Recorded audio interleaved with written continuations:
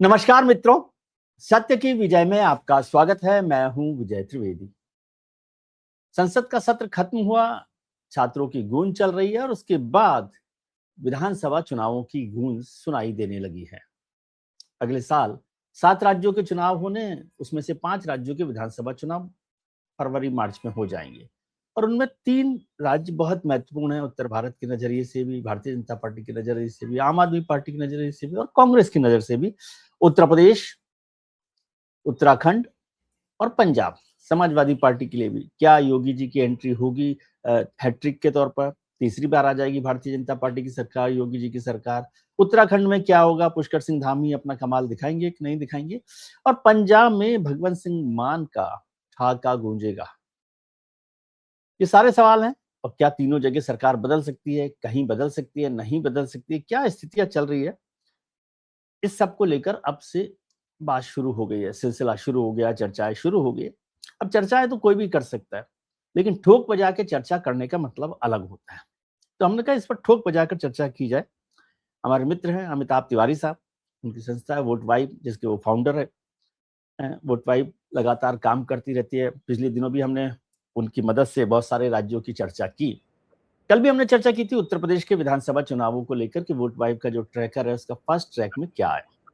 फिर हमने कहा कि जो लोग कर रहे हैं सीधे हॉर्सेज माउथ से बात की जाए। तो हमने कहा अमिताभ तिवारी जी को ही कॉफी के साथ साथ परेशान भी किया जाए। सर बहुत बहुत स्वागत है आपका। Thank you sir, so much. नमस्ते। फर्स्ट राउंड जो है आपका ट्रैकर का, वो मैं देख रहा था उत्तर प्रदेश को, उत्तराखंड को लेकर, पंजाब को लेकर बहुत सारी चीजें हैं। तो हमने कहा कि कल हमने उत्तर प्रदेश को लेकर चर्चा की थी कि योगी सरकार और समाजवादी पार्टी के बीच में कितनी दूरी है, क्या नहीं है, क्या हो रहा है। पंजाब को देख रहा था, पंजाब भी बड़ा इंटरेस्टिंग है और उससे भी ज्यादा इंटरेस्टिंग लग रहा था उत्तराखंड। तो यदि अभी हम मोटे तौर पर बात करें तो आप कहाँ से शुरू करना चाहते हैं? उत्तर प्रदेश से या पंजाब से? हम शुरू करते हैं पहले, फिर उत्तर प्रदेश पर आएंगे। पंजाब को आप कैसे देख रहे हैं? अभी जो मैं हमारा वोट वाइब का ट्रैक देख रहा था, उसमें तो बिल्कुल एक तरह से क्लीन चिट कह लीजिए या हरी झंडी आपने दे दी है भगवंत मान की वापसी की। और भारतीय जनता पार्टी तो यहाँ बैठ के दिल्ली में हमें कहते कि अरे इस बार आप देखिएगा कि कमाल कर देंगे हम। क्या लग रहा है आपको सर? देखिए, तीनों जो राज्य हैं उनमें डायनामिक्स अलग अलग है। उत्तर प्रदेश अब लार्जली बाइपोलराइज्ड इलेक्शन है। दो दो ही पोल्स हैं। मायावती जी की पार्टी ऑलरेडी लोकसभा में सिंगल डिजिट्स में आ गई है जी। इस बार 4-5% के आसपास आ सकती है और जाटव वोट भी छिटक रहा है जी। वहीं पंजाब में 5 कॉर्नर्ड कॉन्टेस्ट है। आम आदमी पार्टी, अकाली दल का एक फैक्शन है वारिस पंजाब दे, जिसके 2 एमपीज भी जीते, अमृतपाल सिंह जी। भाजपा और आम आदमी पार्टी के साथ अकाली दल है। अकाली दल, ठीक है। 5 कॉर्नर्ड कॉन्टेस्ट वहां पर हो गया। तो वहां पर यानी इंडेक्स ऑफ ऑपोजिशन यूनिटी कमजोर है, split of anti incumbency vote है। वहीं उत्तराखंड में भी लार्जली 2 दलों के बीच में है, लेकिन बाइपोलर इलेक्शन है मोटे तौर पर। हाँ, लेकिन वहां एक रीजनल पार्टी उत्तराखंड क्रांति दल भी अच्छा कर रही है और वो डिसकंटेंट जो है युवाओं में खास करके उसको टैप कर रही है। तो Punjab is a 5 cornered contest, है ना। तो 5 कॉर्नर्ड कॉन्टेस्ट में हमने 3 कॉर्नर्ड कॉन्टेस्ट में तमिलनाडु में देखा है कि 35% पर टीवीके की सरकार बन गई। और अगर आप बाइपोल्स का भी ट्रेंड देखेंगे, जो जहां आम आदमी पार्टी जीत रही है, वहां 33% से 37% में चुनाव जीत जाती है, क्योंकि जो एंटी इनकम्बेंसी है, ऐसा नहीं है कि नहीं है। सरकार के खिलाफ कम है अपेक्षा एमएलएस के खिलाफ ज्यादा एंटी इनकम्बेंसी है, और जिस पार्टी के ज्यादा एमएलएस होते हैं उसको उसका नुकसान जो है वो उठाना पड़ता है। अब यहां पर 34% वोट शेयर के साथ आम आदमी पार्टी आगे दिख रही है। वही वाली बात, 34% पे भी आप 5 कॉर्नर कॉन्टेस्ट में जीत सकते हैं। विपक्ष का जो मेन पार्टी है, जो मेन कंटेंडर है कांग्रेस पार्टी, वो अपने अंदरूनी झगड़ों से ही निपट नहीं पा रहा है। तो जो एक बात की एंटी इनकम्बेंसी स्प्लिट हो रही है, उसका वोट स्प्लिट डिवाइड हो रहा है, और दूसरा जो मेन कंटेंडर है वो दिख नहीं रहा है तैयार इस जंग को लड़ने के लिए। तो तीसरे कंटेंडर हैं जो भाजपा और अकाली दल जो अलग अलग लड़े तो कुछ खास कर नहीं पाएंगे, लेकिन अगर इकट्ठा लड़े तो हो सकता है कि कुछ एक फोर्स के रूप में उभर करके आए। उनका भी कोई अलायंस अभी फिक्स हुआ नहीं है, क्योंकि क्या उसके आपको ऊपर संभावना लग रही है कि भारतीय जनता पार्टी और अकाली दल साथ हो जाए? और मान लीजिए साथ हो जाते हैं तो आप उसको कितनी बड़ी ताकत के तौर पर देखते हैं? क्योंकि दोनों ही दल जो जमीन पर अभी बहुत मजबूत तो नहीं दिख रहे। नहीं, अगर आ भी जाते हैं तो एक तीसरा फोर्स के रूप में उभर सकते हैं, क्योंकि अकाली दल के पास भी अब ज्यादा सिग्निफिकेंट वोट बचा नहीं है। जी उसका जो पंथिक वोटर है वो उसमें से एक धड़ा अकाली दल वारिस पंजाब की तरफ शिफ्ट हो रहा है। जट सिख वोट ऑलरेडी अब 3 धड़ों में बटा हुआ है, 4 धड़ों में बटा हुआ आप कह सकते हैं। आम आदमी पार्टी, कांग्रेस जी और अमर दोनों फैक्शंस हैं अकाली दल के। तो बीजेपी में भी यही चर्चा है कि अकाली दल के साथ अगर अलायंस की जा रही है तो अकाली दल की जो शक्ति थी, ताकत थी, वो आज बची हुई है कि नहीं। और दूसरी बात, क्या इस अलायंस से सिर्फ अकाली दल को ही फायदा हो, क्योंकि जो बीजेपी का अर्बन एरियाज का हिंदू वोट है वो हो सकता है ट्रांसफर हो जाए अकाली दल को, लेकिन अकाली दल का जो जट सिख पंथिक वोट है, क्योंकि फार्म लॉज के बाद बीजेपी और जट सिख समाज या जट किसानों सिखों की में नाराजगी जो है। नाराजगी है, तो वो वोट शायद ट्रांसफर ना हो। हाँ, लॉजिकली कंसेप्चुअली ये अलायंस विन विन सिचुएशन है, क्योंकि ये मेजॉरिटी और माइनॉरिटी के बीच में अलायंस है, और हिंदू और सिख समाज के जो रिलेशनशिप है वो हिंदू और मुस्लिम समाज के रिलेशनशिप से बिल्कुल भिन्न है। अगर वो आप डिफरेंट है। बहुत डिफरेंट है, मतलब बहुत कॉर्डियल वो तो रिलेशनशिप। बड़ा भाई छोटा भाई जैसा कॉर्डियल हाँ, रिलेशनशिप है। यदि बहुत कॉर्डियल, नाराजगी है तब भी कॉर्डियल रिलेशनशिप है। बहुत कॉर्डियल रिलेशन है। सिखों की नाराजगी, जट सिखों की नाराजगी सरकार से है जिसने फार्म बिल्स जी लाया है ना। और एक जनरली भी वहां पर एक एंटी सेंटर सेंटिमेंट रहता है, जो शुरू हुआ 1984 में जब गोल्डन टेम्पल में सेना घुसी, तो उसके बाद से ही वहां पर एक नाराजगी, एक सेंटर के खिलाफ नाराजगी, वो भी एक पॉलिटिक्स चलती है। तो अब इस परिवेश में देखना होगा। और एक बात जो आम आदमी पार्टी के फेवर में काम कर रही है, क्योंकि सामने लीडरशिप क्लियर नहीं है। अब राजा वड़िंग होंगे, राजा वड़िंग तो खैर अध्यक्ष हैं ही, चरणजीत सिंह चन्नी सीएम चेहरा होंगे, रंधावा होंगे, बाजवा होंगे, वारिंग होंगे, और इन सब के परिवेश में भगवंत मान एक अच्छे ओरेटर हैं, और एक आम आदमी की उनकी इमेज है। मैं आम आदमी की बात करता हूं तो डायनास्टिक पॉलिटिक्स की उपज नहीं है, तो उनका एक कनेक्ट है। तो लीडरशिप में वो आगे हैं, जिसका फायदा आम आदमी पार्टी को है। और अगेन लीडरशिप भी डिस्ट्रीब्यूटेड है, क्योंकि सुखबीर बादल हैं, अमृतपाल सिंह हैं, बीजेपी भी 2-3 लीडर्स को ट्राई कर चुकी है, वापस और उसने अवनीत बिट्टू है, सब कुछ अवनीत हो बिट्टू है, गया। लेकिन उसने अध्यक्ष बना दिया केवल सिंह ढिल्लों, जो एक जट सिख खुद हैं, लेकिन वो फिर से 76 साल के हैं। तो जो आपने 77 ईयर्स के अमरिंदर सिंह के साथ एक बार अलायंस किया, उसका कुछ फायदा नहीं हुआ, और आज आपने फिर एक हिंदू 76। समाज से आते हुए सुनील जाखड़ जी को रिप्लेस करके आपने एक सिख को, जट सिख को बनाया अध्यक्ष। ड्रग्स सबसे बड़ा इशू है अभी भी। ड्रग्स का ही मैं समझना चाहता हूँ कि ड्रग्स का कितना बड़ा इशू है कि उससे सरकार पे कोई असर आपको दिख रहा है? देखो, ड्रग्स की इशू है, देखिए इशू तो है, लेकिन क्या ड्रग्स और बेरोजगारी एंड माइग्रेशन, ये दोनों मिलाकर के लगभग 50% है, यानी टॉप 2 इश्यूज तो यही दोनों हैं। लेकिन सिर्फ मुद्दों पे वोटिंग होती नहीं है। So that is a clear मतलब डिस्कनेक्ट है, जब हम स्टूडियोज में और चैनल्स पे मुद्दों को बहुत तवज्जो देते हैं, लेकिन सिर्फ मुद्दों के बेसिस पर वोटिंग होती नहीं है। तो चुनाव जब नहीं होता। पंजाब ने पूछा है कि आपका आधार क्या है वोटिंग का, तो उसमें मुद्दों के ऊपर कितनी वोटिंग होगी वो भी देख लेते हैं।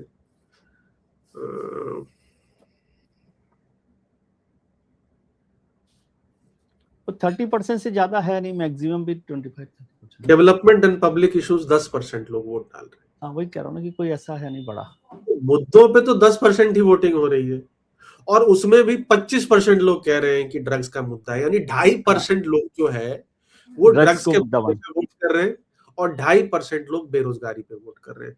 27% लोग कैंडिडेट की पर्सनालिटी या इमेज के ऊपर वोट कर रहे हैं, और ये लिंक होता है आपके डिससेटिस्फैक्शन लेवल विथ एमएलएज का। एमएलएस का।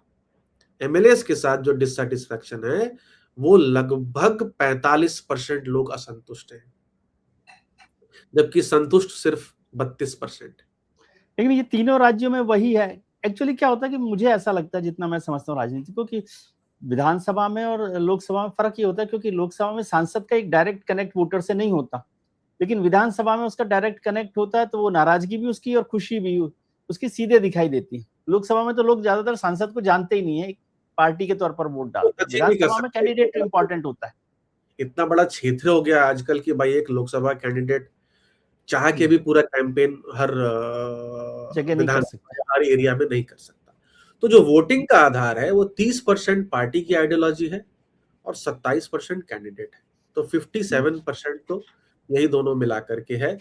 और चीफ मिनिस्टर का चेहरा 10%, जिसमें भगवंत मान आगे हैं, और प्राइम मिनिस्टर का चेहरा लगभग 5%। तो ज्यादातर बीजेपी वोटर्स, क्योंकि चीफ मिनिस्टर वो तो हाँ। कैंडिडेट उनका है नहीं, तो उनके लिए prime minister is super CM, और 10% लोग जो है वो मुद्दों के ऊपर वोट कर इसमें रहे हैं। एक सवाल समझाइए सर मुझे, फिर आगे चलेंगे हम लोग, कि पंजाब में ही क्या भारतीय जनता पार्टी पंजाब की नब्ज को नहीं पकड़ पा रही है अभी तक?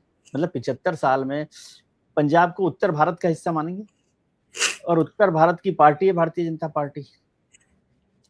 फिर भी जो महाराष्ट्र में वो कमाल कर सकती है कि छोटे भाई को, बड़े भाई को छोटा भाई बना देती है, और छोटे भाई से बड़ा भाई, और फिर पूरी तरह से परिवार पर कब्जा कर लेती है, वो पंजाब में नहीं हो पाया। जबकि पंजाब में अकाली दल शिवसेना से कमजोर पार्टी है। अब पंजाब जो है वो काफी कॉम्प्लेक्स स्टेट इसलिए है क्योंकि जो सिख समाज है, after the 1984 golden temple incident और एंड सिख राइट्स, कहीं ना कहीं एक बहुत ज्यादा गुस्सा, फ्रस्ट्रेशन, डिसकंटेंट है उस समाज में, और एक एंटी सेंटर सेंटिमेंट है। जो भी सेंटर में होता है, भले वो कांग्रेस पार्टी हो और आज के डेट में भाजपा है, तो एक anti centre sentiment deep rooted है कि कहीं ना कहीं सिख धर्म को या सिख समाज के एकदम जो टॉप मोस्ट रेवर्ड लोग हैं, उनको लोग हैं या संत है। इंस्टीट्यूशन, उसके ऊपर सिंबल है, उसके ऊपर हमला हुआ और कहीं ना कहीं समाज को दबाने की कोशिश है। क्योंकि लेकिन सिख, आपने जो एंटी सिख राइट की बात की, 1984 का जिक्र किया, तो वो गुस्सा तो कांग्रेस से होना चाहिए, जबकि वहां पे कांग्रेस की सरकार बन चुकी। हाँ ये तो बड़ा कांग्रेस की इंटरेस्टिंग। सरकार बनती है एंटी सिख राइट्स के बाद भी, और भारतीय जनता पार्टी का कोई सिख विरोधी दंग, बल्कि सिख विरोधी तो नहीं है, सिखों के साथ ही रही है भारतीय जनता पार्टी मोटे तौर पर। हाँ, तो ये भी बड़ा इंटरेस्टिंग है समझने के लिए कि जब एंटी सेंटर पॉलिटिक्स है डीप रूटेड पंजाब में, तो कांग्रेस पार्टी वहां पर कैसे जीत रही है, या जब भी जीती, 2-3 बार जी जब जीती है इस पीरियड जी। में, तो कैसे जीती। तो इसके लिए ये समझने वाली बात है कि अमरिंदर सिंह पहले कांग्रेस पार्टी में हुआ करते थे। सिख राइट्स के बाद वो रिजाइन करके चले गए अकाली दल, और फिर कुछ सालों बाद उनकी वापसी जो है वापसी हो वो गई। कांग्रेस पार्टी में। अमरिंदर सिंह कभी भी हाई कमांड के लॉयलिस्ट के रूप में नहीं दिखे। तो कांग्रेस में भी रहते हुए वो एक anti high command, anti centre symbol को रिप्रेजेंट करते थे। उसको प्रो पंजाब सेंटीमेंट के तरह कह सकते हैं। हाँ, कि भाई ये जब 1984 का इंसिडेंट हुआ, उसके बाद इस बंदे ने पार्टी छोड़ी, पार्टी में वापस आया, और आज ये सोनिया गांधी या जो भी कांग्रेस का अध्यक्ष है उसके उनको चैलेंज करता है। नियंत्रण पे नहीं चलता, उसकी एक पैरेलल सेंटर है, इसीलिए उनको हटाया भी गया। यही एक कारण था कि अपना वो, तो ये भी एक बात है। और Sikh is majority in Punjab but minority in India. Yes, ठीक है, तो वहां तो मेजॉरिटी में है लेकिन है वो minority. And Hindu is minority in Punjab but majority in the rest of the country.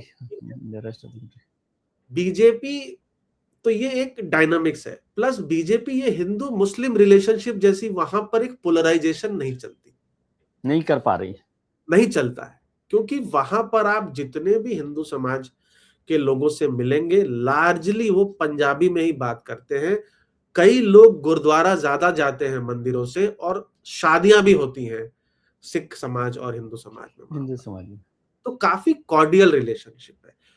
हालांकि ये मेजॉरिटी वर्सेस माइनॉरिटी का ओवरहैंग है, लेकिन कॉर्डियल रिलेशनशिप है। तो बीजेपी कहीं ना कहीं इन दोनों समाज के बीच, जैसा हिंदू मुस्लिम एक पोलराइजेशन पॉलिटिक्स करती है और जिससे उसको फायदा मिला है, कहीं ना कहीं उसे लगता है कि ये पोलराइजेशन यहां भी चलेगा, बट समहाउ वो चला नहीं है और उस चीज को वो बीजेपी भाप नहीं पाई, पकड़ नहीं पाई है।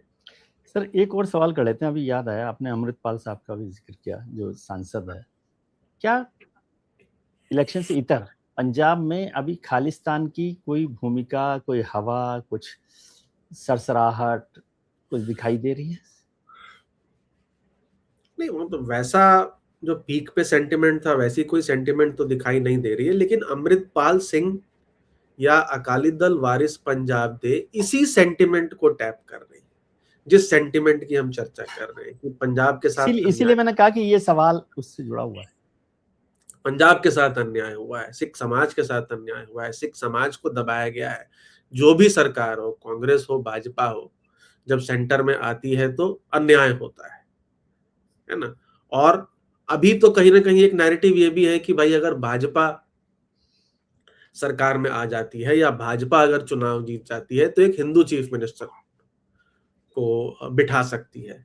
तो जो जेएनके में जैसा पॉलिटिक्स है कि भाई वहां केवल जम्मू मुस्लिम चीफ मिनिस्टर, हाँ मुस्लिम श्रीनगर से हो, ठीक है। हाँ, तो ये सारी डायनामिक्स है। तो एक तबका है जिसको वो अपील करती है और जिसकी वजह से 2 सीटें जीतने में भी कामयाब रही और हमारे सर्वे में भी लगभग वही है 7% उनको वोट शेयर मिलता हुआ दिखा।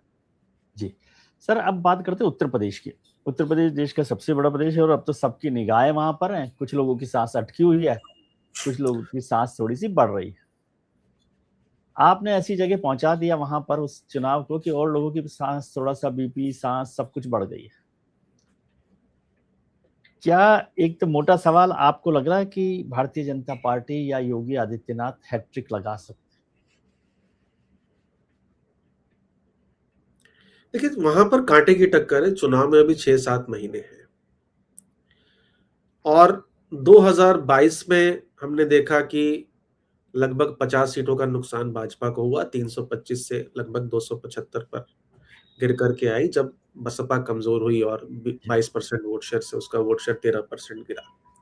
वहां से अगर हम लोकसभा की बात करें तो जो 275 सीट पर बीजेपी या एनडीए जीती 2022 के चुनाव में, वो 2024 के लोकसभा चुनाव में उसकी 100 सीटें और कम हो गई असेंबली लीड्स के हिसाब से, तो वो 174 पर आ गई। तो एक डिक्लाइनिंग ट्रेंड है। 325 शायद था, 325 313 315 था टोटल, 325 वो टोटल अलायंस पार्टनर्स ठीक है, वो कोई बड़ा फर्क नहीं है, लेकिन 175 और 174 है।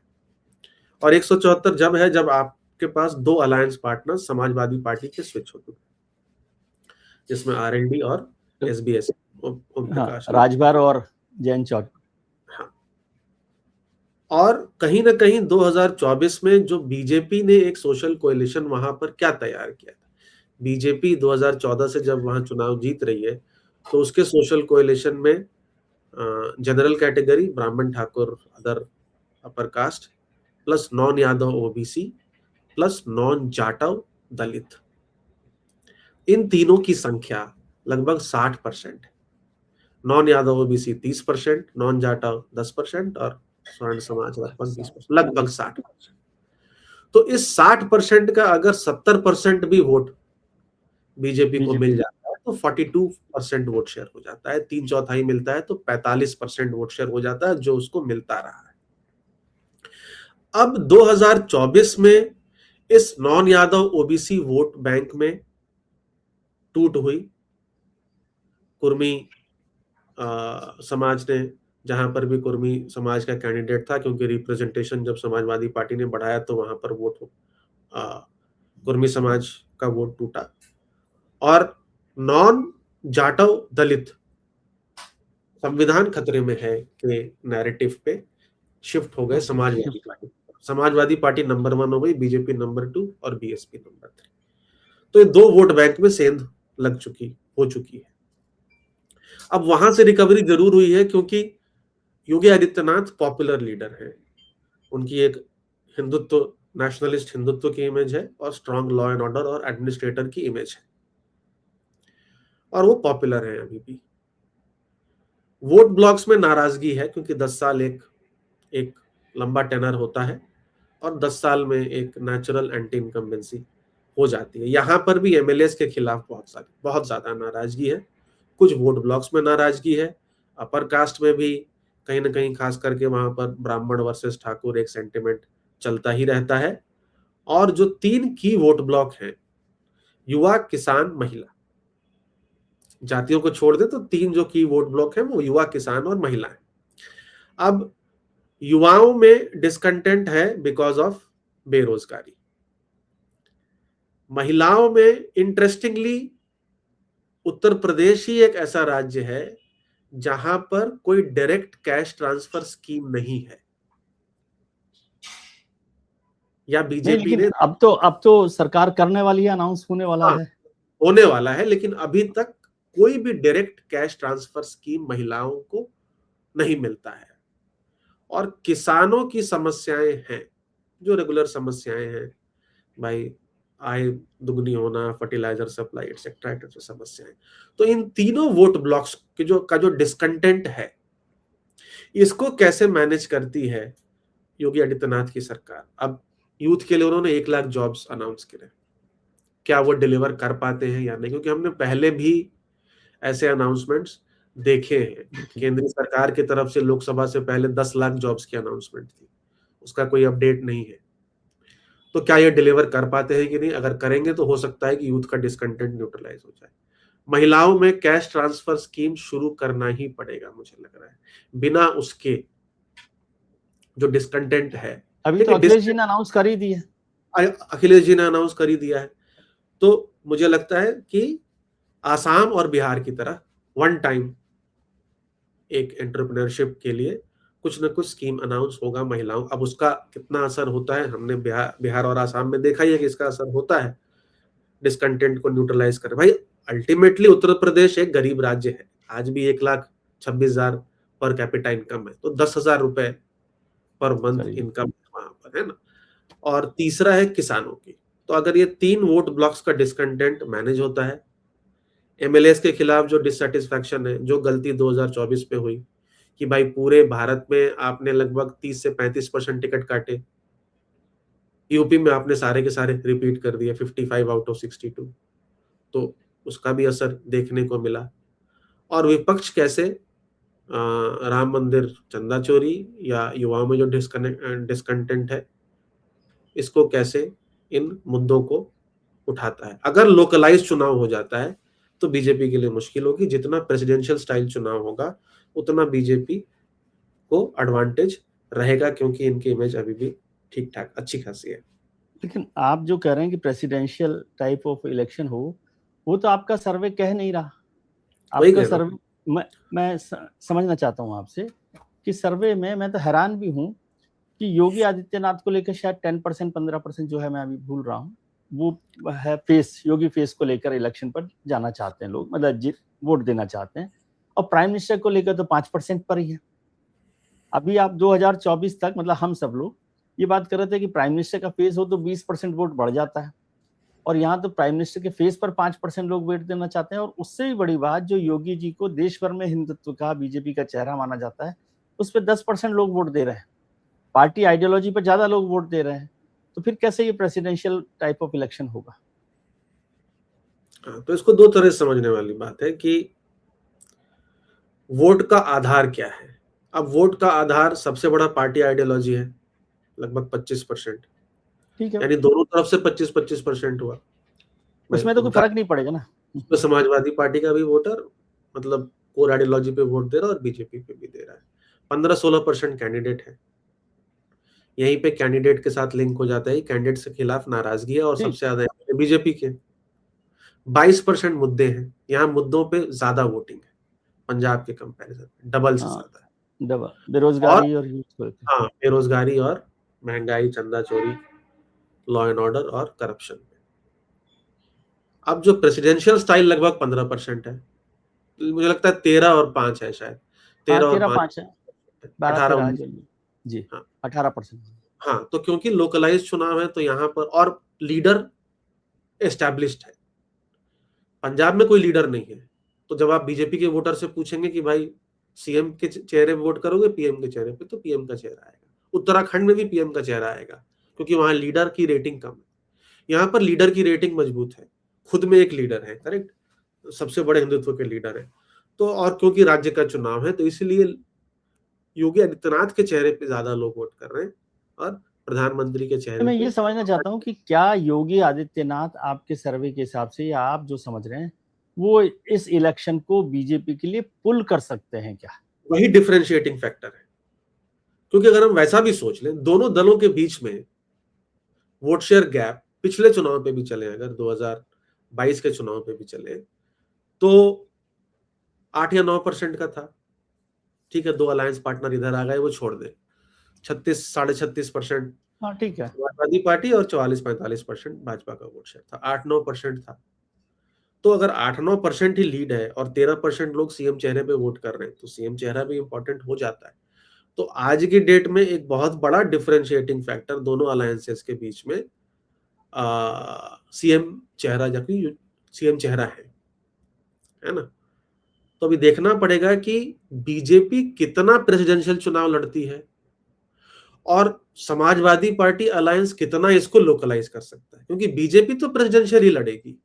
हाँ, बीजेपी के पास ही चांस है उसको लड़ने का उस तरह हाँ, से। बीजेपी के पास है चांस लड़ने का और वो प्रेसिडेंशियल ही लेकिन वो लड़ेगी। मुझे कंफ्यूजन हुआ, आप ठीक से समझा रहे कि भाई 13% पर यदि योगी आदित्यनाथ है और 25% पर आइडियोलॉजी। मैं ऐसा समझता था कि यदि जो सर्वे होगा, स्टडी होगी, मतलब मेरी अपनी समझ है, गलत नहीं कह रहा हूँ, कि योगी का नंबर सबसे ऊपर होगा, और तब जब हम ये बात करेंगे प्रेसिडेंशियल फॉर्म ऑफ इलेक्शन तो वो चलेगा। जैसे हम जनरल इलेक्शंस में, लोकसभा इलेक्शन में कहते हैं भाई मोदी है, उसके चेहरे पे वोट डाल रहे हैं, यहाँ योगी के चेहरे पे वोट डाल रहे हैं, ऐसा नहीं लग रहा ना। नहीं, जैसे अगर आप देखिए, अगेन वही बात है कि कोर वोट जो है वो किसी भी पार्टी को चुनाव जिता नहीं सकता। कोर वोटर चुनाव नहीं जिताता। वो तो फिक्स है, उसमें कुछ कोर बदलता वोटर नहीं। तो फिक्स है, वो एक फाउंडेशन देता है। तो अगर लेकिन हम जो लोकसभा का 19% चुनाव भी वोट देखें, आपका, जी, लोकसभा का चुनाव भी देखें, तो अगर 37% बीजेपी का वोट शेयर है, तो उसमें से 27-28 तो कोर वोट है उसका। तो मोदी फैक्टर तो 9% ही है। तो वैसे तो मोदी फैक्टर 1/3 है कोर वोट के, लेकिन डिफरेंशिएटिंग फैक्टर तो यही है ना। अगर दोनों गठबंधनों के बीच में 3% का डिफरेंस था 2024 के लोकसभा चुनाव में, इंडिया ब्लॉक और एनडीए के बीच में, और 9% मोदी की वजह से अगर आ रहा है, तो Modi factor is the differentiating factor. तो यहां भी वैसी ही सिचुएशन है, ये is the same thing you are talking. It is the same thing, largely same. अच्छा, दूसरा एक बात समझ आने के लिए थोड़ा सा मुझे समझाइए कि दोनों में डिफरेंस है, योगी जी में और अखिलेश जी में शायद 9% का वो डिफरेंस, या बीजेपी और एसपी में भी 8-9% का है। लेकिन आपके आखिरी सवाल आते आते जब कहते हैं कि कौन जीतेगा, तो वो समाजवादी पार्टी 0.1% से आगे हो जाती है। यदि 0.1% ना भी माने तो बिल्कुल क्लोज उस पर पहुंच जाते हैं। तो ये फर्क कैसे आप देखते हैं? हाँ, 3 सवाल है। पहला है कि भाई आप मुख्यमंत्री के तौर पे किसको देखना चाहते हैं, तो उसमें 43.5 योगी आदित्यनाथ है और 35.5 अखिलेश यादव है, अखिलेश। तो 8% का गैप दिखता है। लेकिन प्रियंका गांधी भी 3% है, जो अखिलेश के अलायंस का हिस्सा है, एटलीस्ट एज ऑफ नाउ। तो 38.5 हो जाता है, यानी हाँ, उसको 5% तो अखिलेश में ऐड कर देंगे ना जी। अखिलेश में ऐड करेंगे तो 38.5, तो 5% की लीड है सीएम चेहरे पर। अब हम पूछते हैं कि आप किसको वोट करेंगे। जब किसको वोट करेंगे पूछ रहे हैं, तो 41.8 और 38.7, यानी ये लीड घट करके 5% की 3% की हो जाती है। क्यों 3% पर आ गए? 3% आ जाती है। जो लोकल लेवल की एंटी इनकम्बेंसी है, वो प्रेसिडेंशियल स्टाइल में जो एडवांटेज है उसको कम करती है, 3% पर लेकर आ जाती है। अब क्योंकि पिछले 3 महीने में काफी ज्यादा नेगेटिविटी है, एक चंदा चोरी को लेकर के है जो एक इमोशनल मुद्दा है, फेथ का मुद्दा है, लगभग 11-12% लोग उसको मुद्दा मान रहे हैं चुनाव में भ्रष्टाचार के साथ। जेनजी प्रोटेस्ट है, जो अनएम्प्लॉयमेंट दिख भी रहा है कि नंबर 1 इशू है, और एक युवाओं में डिसकंटेंट नॉर्मली रहता है। और तीसरा, बीजेपी के अराउंड नेशनल लेवल पे एक, आप कह सकते हैं, एक बैकफुट पे दिख रही है पार्टी, परसेप्शन के लेवल पे, परसेप्शन के। तो जो तीसरा सवाल है कि कौन सी पार्टी चुनाव जीतेगी, इज अ परसेप्शन क्वेश्चन। हो सकता है मैं वोट दे रहा हूं भाजपा को, लेकिन मुझे लगता है कि भाजपा शायद ना जीते बिकॉज ऑफ दीज नेगेटिविटी। हो सकता है मैं बसपा को वोट दे रहा हूं, लेकिन मुझे पता है कि बसपा तो नहीं जीत रही चुनाव। तो बसपा का वोटर, जब आप उससे ये सवाल पूछते हैं कि भाई कौन चुनाव जीत रहा है, उसमें से कुछ लोग बोलेंगे बसपा जीत रही है, लेकिन कुछ लोग शायद हाँ, समाजवादी लेकिन वो पार्टी। कहेंगे कि वोट हम बीएसपी को देंगे लेकिन जीतेगी ये। तो बिकॉज ऑफ माहौल, मतलब ये माहौल का सवाल है कि भाई माहौल किसका है चुनाव जीतने का, एक तरह से आप कह लें, या परसेप्शन किसकी है, धारणा किसकी है। तो उसमें क्योंकि कांटे की टक्कर है, क्योंकि भाई 2024 में समाजवादी पार्टी आगे रही है। 2024 में समाजवादी पार्टी 50 सीटों की लीड पे है असेंबली सीट्स के हिसाब से। 174 और 224 या 225 का आंकड़ा जी, है फर्क। ना? जी। तो 50 सीटों की लीड है, नेगेटिव न्यूज है, और अलायंस पार्टनर्स कहीं ना कहीं कमजोर दिख रहे हैं, जो भाजपा के अलायंस पार्टनर्स है, क्योंकि अब 4-4 अलायंस पार्टनर्स हो गए। आपने 2 उधर से लिए, आरएलडी जी। और एसपीएसपी, आपके पास खुद ही निषाद और अपना दल है, जो लार्जली आपके वोट ट्रांसफर पर जीतते हैं, और छोटे छोटे समाज का वोट आपको आपके पाले में लेकर के आते हैं। तो इसकी वजह से धारणा में कांटे की टक्कर। आप वहां भी अगर किसी से पूछेंगे तो कोई क्या बोले, अगर आप सारा छोड़ दें, है ना, तो जो हार्डकोर वोटर है वो बोलेगा कि भाई हमारी पार्टी जीत रही है, और जो हाँ, वो तो ठीक है। लोकल वोटर है वो बोलेगा भाई कांटे की टक्कर है। टक्कर तो है। ठीक है। इसमें एक जो महत्वपूर्ण सवाल जो समझ में आया कि यूथ को लेकर आप जो देख रहे हैं सर्वे में, वो तो बड़ा डिसकंटेंट है, नाराजगी है, मेरे ख्याल से 50% से ऊपर है। तो क्या भारतीय जनता पार्टी उस डिसकंटेंट को टैब नहीं कर पा रही, और क्या वो इस चुनाव को बदलने में मदद नहीं कर सकता? अब बेरोजगारी सबसे बड़ा मुद्दा है। 18 से 24 में असंतुष्टि ज्यादा है, और 18 से 24 जो वर्ग जो है वो सपा को वोट कर रहा है और अखिलेश यादव को एज चीफ जी। मिनिस्टरियल फेस देख रहा है। जी। अब इसी की वजह से ना आपको 1 लाख जॉब्स अनाउंस करने पड़े।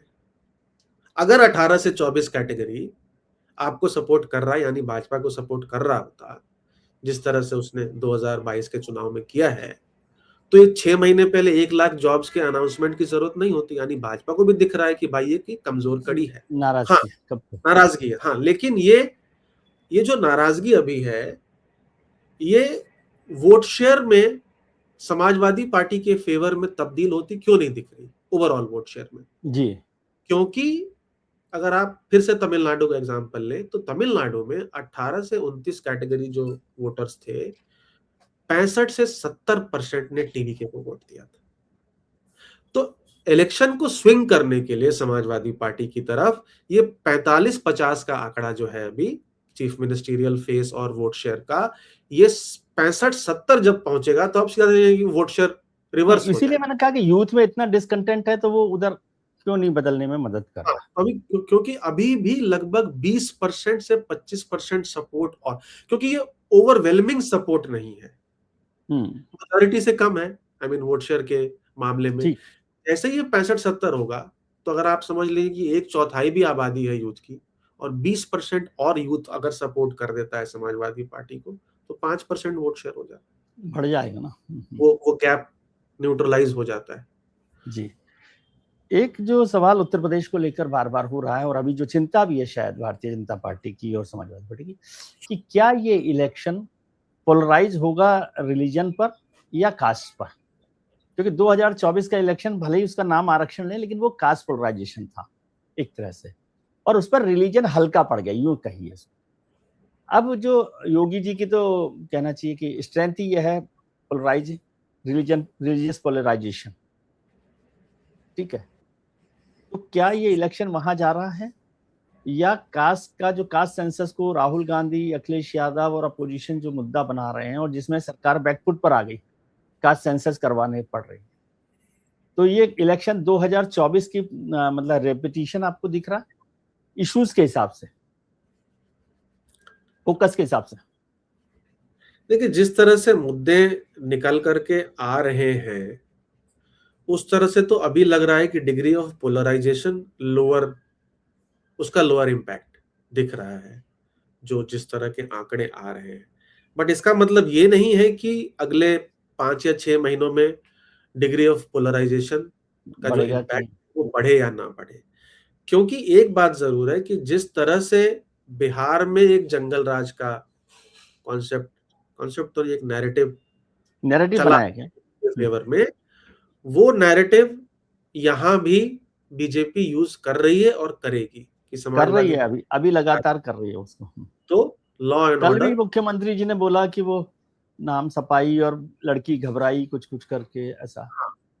तो बीजेपी जो है इस लॉ एंड ऑर्डर को आप कह सकते हैं एम फैक्टर से जोड़ देती है कि भाई जब अगर समाजवादी पार्टी की सरकार आई तो मुस्लिम समाज का बोलबाला बढ़ेगा और महिलाएं सुरक्षित नहीं रहेंगी। अभी तो वो सिर्फ महिलाएं की बात कर रहे हैं, यानी एक एक लेग दिखा रहे हैं, ठीक है। अभी आप देखिएगा धीरे धीरे ये पूरा जो है, ये दोनों लेग्स ऑफ कम्युनिकेशन जो है, नैरेटिव जो है वो बिटने लगेगा, जो एग्जैक्टली वेस्ट बंगाल में चला हुआ और चला भी टू अ लार्ज एक्सटेंट चला कि भी ममता जी। देगी तो मुस्लिम समाज का बोलबाला होगा और हमारी महिलाएं तो आपको लग रहा है कि यूपी का इलेक्शन वेस्ट बंगाल की तर्ज पर पहुंच जाएगा फाइनली? क्योंकि अभी तो शुरू हुआ है ना, अभी तो शुरू है, अभी तो 6-7 महीने हैं। देखिए 6-7 महीने में एक और बात दर्शकों को समझने के लिए है कि अभी 6-7 महीने पहले आप किसी भी राज्य में सर्वे करेंगे उसमें इनकम्बेंट गवर्नमेंट को बेनिफिट मिलेगा, ठीक है। 2 से 3 परसेंटेज पॉइंट का बेनिफिट मिलता है। लेकिन ये इंटरेस्टिंग है कि वेस्ट बंगाल का इलेक्शन लड़ा गया यूपी मॉडल पर, यूपी का इलेक्शन लड़ा जाए वेस्ट बंगाल मॉडल पर। करेक्ट, क्योंकि जो कैंपेन चला, क्योंकि तीर है ना एक्चुअली, आप तो मतलब काफी साल से देख रहे हैं चुनाव, ये तीर चलाए जाते हैं ना भाई चुनाव के टाइम पे, ये नैरेटिव्स के तीर हैं, कुछ चलते हैं कुछ नहीं चलते। समाजवादी पार्टी के लिए they have to be very careful कि ये चुनाव जितना लोकलाइज होगा, जैसे ही लोकलाइज होगा ना वैसे ही जाति पे भी हावी हो लोकलाइज, जाती है।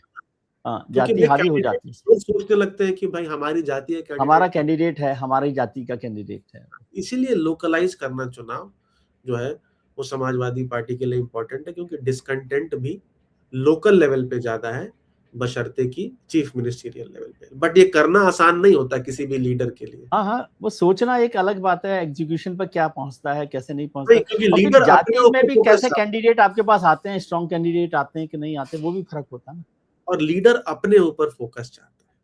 हाँ, आपको ये भाई कोई अखिलेश यादव थोड़ी कल को बोलने वाले हैं कि हमारे कैंडिडेट्स की वजह से हम चुनाव जीत रहे हैं।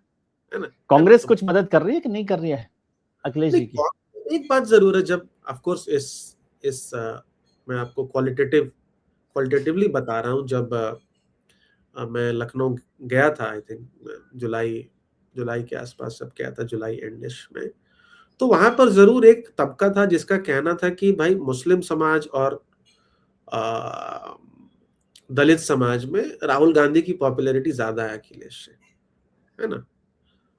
अब ये सर्वे में इसलिए नहीं रिफ्लेक्ट होगा क्योंकि हम कंबाइंड नंबर्स देखते हैं, तो इसमें कितना ठीक है, कांग्रेस की वजह से आ रहा है, कितना लेकिन समाज सिमरिंग है, सिमर हो रहा है आइडिया। हाँ, एक आइडिया सिमर हो रहा है। और कुछ लोगों का ये भी कहना था कि समाजवादी पार्टी की जो जीत भी है उसमें से काफी सीटों पर कांग्रेस की वजह से जीती है पार्टी, बिकॉज एक क्रेडिबल चेहरा जो संविधान खतरे में नैरेटिव, तो जो नॉन जाटो एक्चुअली बीजेपी की तरफ मूव हो गया था वो समाजवादी पार्टी वो होता दिख रहा है। ठीक है, अब छोटा राज्य है लेकिन इम्पोर्टेंट है, उत्तराखंड।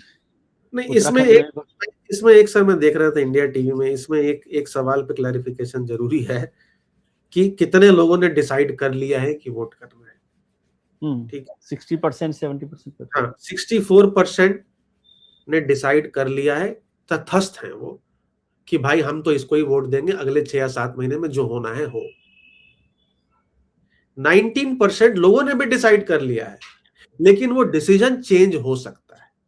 हाँ, वो स्विंग वोटर है ना। हाँ, लेकिन तो इसका मतलब है कि 83% हैव डिसाइडेड, जिसमें से 64% फर्म है, वो चेंज नहीं होने वाला। 19% चेंज हो भी सकता है, नहीं भी हो सकता है, और 17% जो है वो अनडिसाइडेड है। लेकिन ये 19% तो अनडिसाइडेड और नॉन डिसाइसिव में क्या फर्क है? फर्क है ना, अनडिसाइडेड ने उसने अभी डिसाइड ही नहीं किया कि वो किसको वोट करेगा। नहीं तो तो अभी जो देखिएगा 19% और 17% में क्या फर्क है, मतलब कैसे नहीं, हम आइडेंटिफाई करते हैं? 19% वाले का प्रेफरेंस है, मान ओके, लेते हैं कि वो प्रेफरेंस है, बीजेपी लेकिन को वो वोट, प्रेफरेंस बदल सकती है।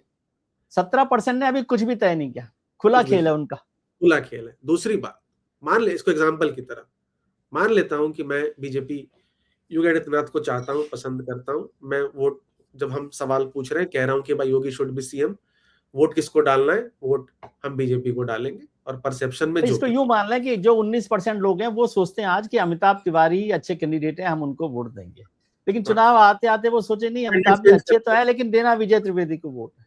नहीं, और कैंडिडेट ही चेंज कर दिया आपने, तो आप अब क्या कैंडिडेट ही चेंज कर करें? दिया, हाँ कैंडिडेट चेंज कर या दिया तो फिर या उल्टा, क्योंकि नाराजगी कैंडिडेट के खिलाफ बहुत है और 16% लोग कह रहे हैं हम कैंडिडेट के ऊपर वोट देंगे, और पार्टी तो ने वो कैंडिडेट चेंज बदल किया, दिया तो वो पॉजिटिव भी हो सकता है।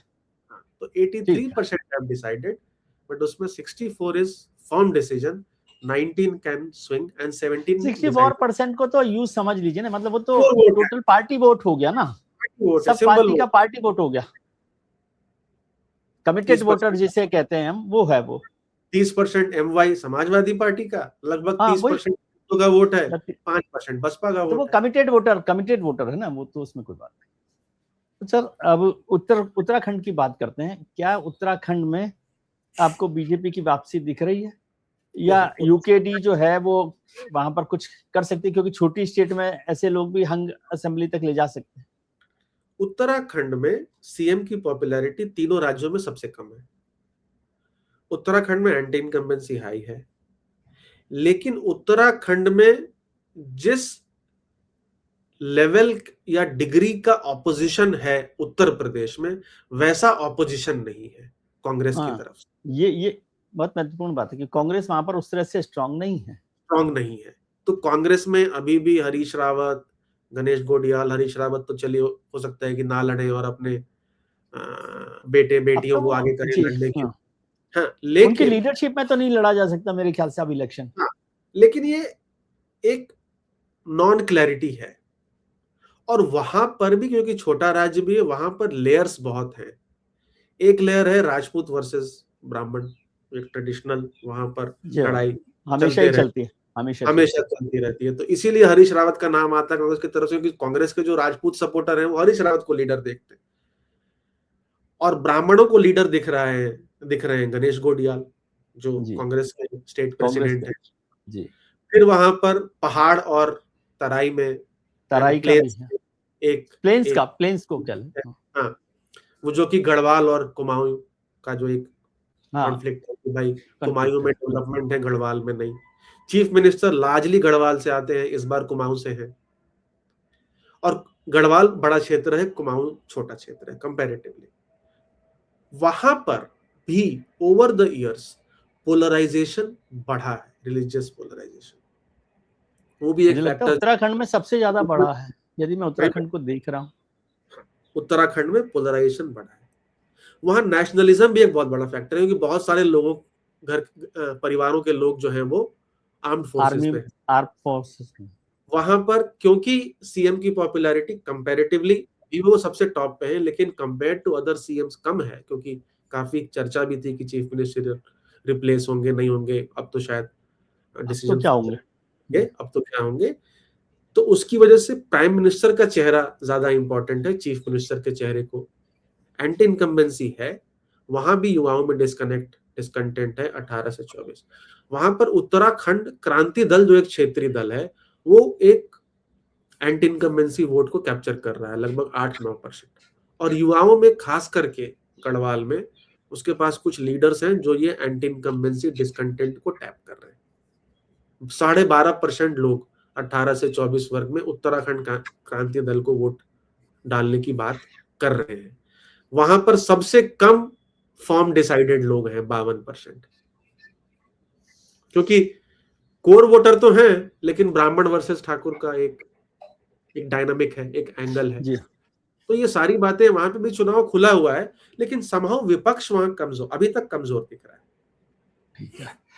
तो मतलब लब्बुल हुआ अब ये हुआ कि आज की तारीख में तो अभी तीनों मुख्यमंत्री या तीनों सरकारों को कोई बहुत बड़ा खतरा नहीं दिखाई दे रहा। क्या ऐसा कह सकते हैं? नहीं, मैं कहूंगा कि कांटे की टक्कर यूपी में है। Election can go anywhere from here. ठीक है, ठीक है। उत्तराखंड में भी सरकार के ऊपर खतरे के बादल मंडरा है, लेकिन विपक्ष जो है उस खतरे के जो उत्तराखंड में तो पहाड़ है ना, बादल आते जाते रहते हैं। हाँ, बादल आते जाते रहते हैं, और उसको बारिश में कन्वर्ट कर पाता है या नहीं, या वो बादल निकल जाते हैं, उसके ऊपर डिपेंड करता है। पंजाब में एंटी इनकम्बेंसी है, लेकिन फायदा जो है आम आदमी पार्टी को, वो सिग्निफिकेंट स्प्लिट ऑफ ऑपोजिशन अभी बहुत बड़ा है ना, उनका फासला बड़ा है। चलिए सर, बहुत बहुत शुक्रिया, बहुत अच्छे से इस बात को समझा। इसलिए हम चाह रहे थे कि केवल सर्वे से ही काम ना चले, कुछ स्वामी जी का प्रवचन भी मिल जाएगा तो अच्छा रहेगा। प्रणाम, बहुत बहुत शुक्रिया। और आप करते रहिए, हम लोगों को बताते रहेंगे कि भाई अमिताभ जी जो कह रहे हैं उससे रास्ते पे किधर जा रहा है चुनाव। Thank you very much, take care.